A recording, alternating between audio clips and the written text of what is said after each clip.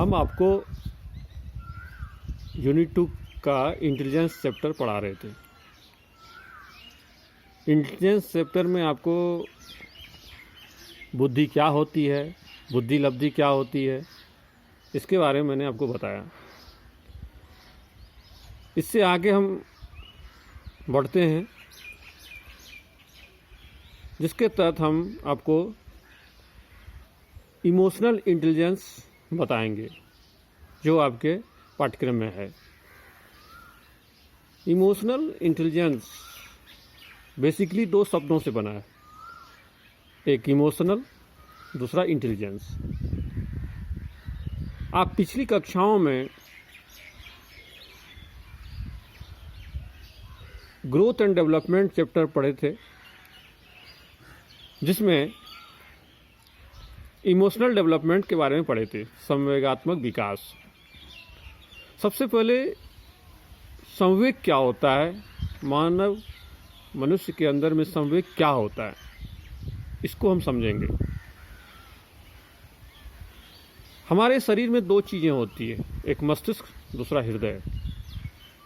अगर मस्तिष्क के कार्य को वर्णन करें तो मस्तिष्क का कार्य मुख्य रूप से सोचना, समझना, चिंतन करना, तर्क करना इत्यादि होता है,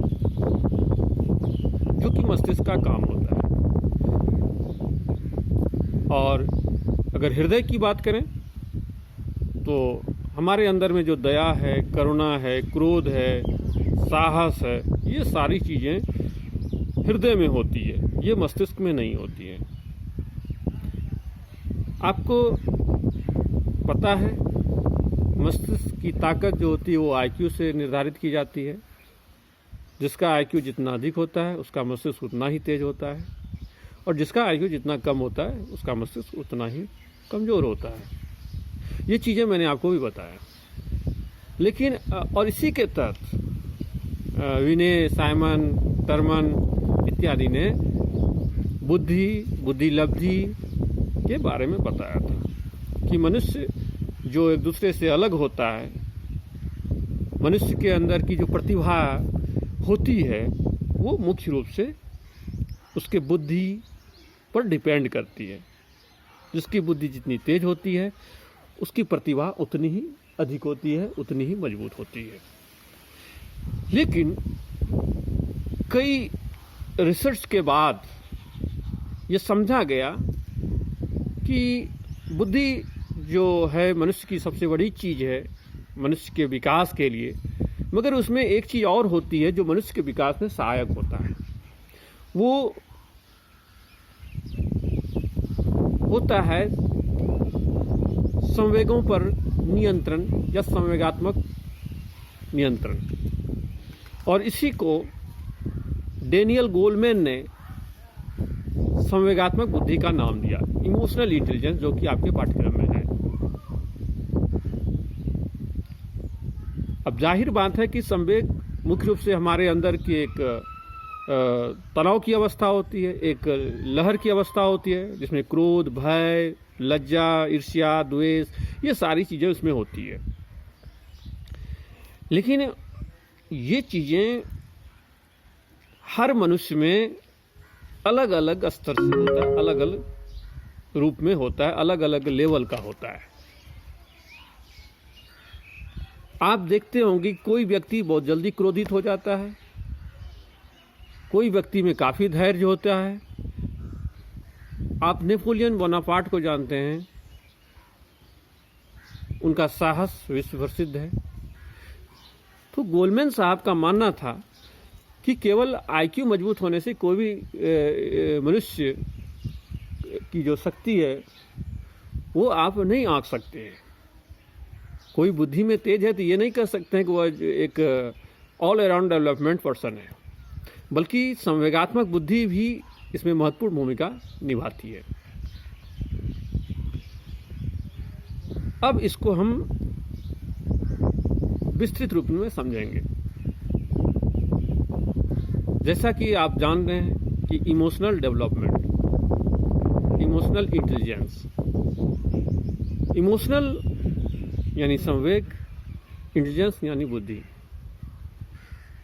संवेगात्मक बुद्धि वैसी बुद्धि है जिसमें आप अपने अंदर के संवेगों को अनुभूति करते हैं, अनुभव करते हैं, और आप स्वयं अपने संवेगों की अनुभूति नहीं करते बल्कि दूसरों के संवेगों की भी अनुभूति करते हैं।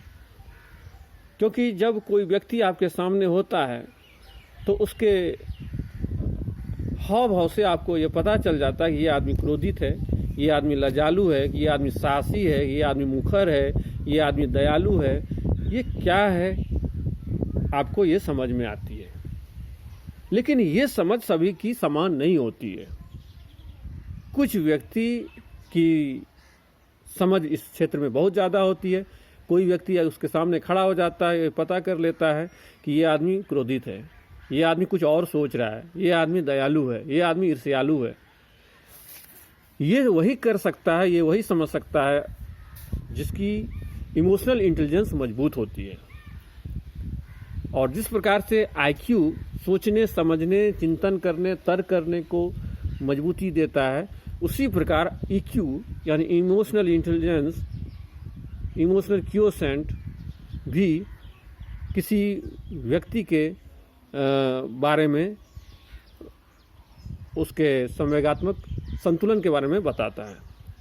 अब आप कल्पना करिए कि कोई बच्चा मानसिक रूप से तो बहुत मजबूत है, लेकिन वह इमोशनल रूप से अनबैलेंस है। जैसे कि कुछ बात तुरंत क्रोधित हो जाता है, तुरंत रोने लगता है, तुरंत डर हो जाता है। तो उसका आईक्यू भी अगर मजबूत है तो उसका विकास जो संतुलित रूप में होना चाहिए वो संभव नहीं है। क्योंकि आप जब उसके चिंतन, मनन, तर्क पर जाएंगे तो वो तो मजबूत है, लेकिन वहीं अगर आप उसे कुछ कह देते हैं और ईगो पे ले लेता है, अब ईगो पे लिया तो उसका मस्तिष्क तो प्रभावित होता है। आप गौर करिएगा, जब आप क्रोधित होते हैं, जब आप डरे होते हैं, तो आपका दिमाग सही रूप से काम नहीं करता है। तो आपका दिमाग सही रूप से काम करे, इसके लिए ज़रूरी है कि आप इमोशनल इंटेलिजेंस जो है वो भी होना चाहिए। आप एक बड़े बड़े जैसे देखते हैं डॉक्टर होता है, IAS ऑफिसर होता है, या और बड़े बड़े पदों पर होते हैं, तो कितनों भी कठिन परिस्थितियां आती है तो वो कठिन परिस्थितियों को हैंडल करना जानते हैं। और कोई भी कठिन परिस्थिति केवल बुद्धि तेज होने से हैंडल नहीं हो सकती है, बल्कि उसको हैंडल करने के लिए आपके पास इमोशनल इंटेलिजेंस भी होनी चाहिए। क्योंकि अगर कोई समस्या आपके सामने आ गई तो ठीक है, तर्क करना जरूरी है, चिंतन करना उसके बारे में जरूरी है, प्लान करना जरूरी है, टेक्निकल प्रोसेस अपनाना जरूरी है, लेकिन उसके लिए साहस भी जरूरी है, उसके लिए आपकी दयालुता भी जरूरी है। अब कोई क्षेत्र में महामारी फैल जाए, कोई क्षेत्र में कोई विपदा आ जाए और एक जिलाधिकारी उसको काम करने के लिए दिया जाएगा, तो वो केवल दिमाग का ही प्रयोग नहीं करेगा, बल्कि वो अपनी भावनाओं का भी प्रयोग करेगा कि किस व्यक्ति को सहायता की ज़रूरत पहले है और किस व्यक्ति को बाद में भी करेंगे तो वो चल जाएगा। इसीलिए एजुकेशन साइकोलॉजी में इमोशनल इंटेलिजेंस जो है एक महत्वपूर्ण चीज़ है, जो कि एक नवीन पाठ्यक्रम की नवीन अध्याय है। आप बच्चे को पढ़ाते हैं, बच्चा घर में अच्छी तरह से बोल लेता है, पढ़ लेता है, लिख लेता है, लेकिन वही बच्चा जब स्कूल में आता है तो वो अच्छे ढंग से नहीं पढ़ पाता है। तो अच्छे ढंग से नहीं पढ़ने का मुख्य कारण होता है कि आप से वह दूरी बनाना चाहता है, आपसे वह परहेज करना चाहता है। और बेसिकली यह चीज़ देखी जो जाती है, महत्वपूर्ण जो प्रभाव डालता है इमोशनल इंटेलिजेंस, वो प्रभाव डालता है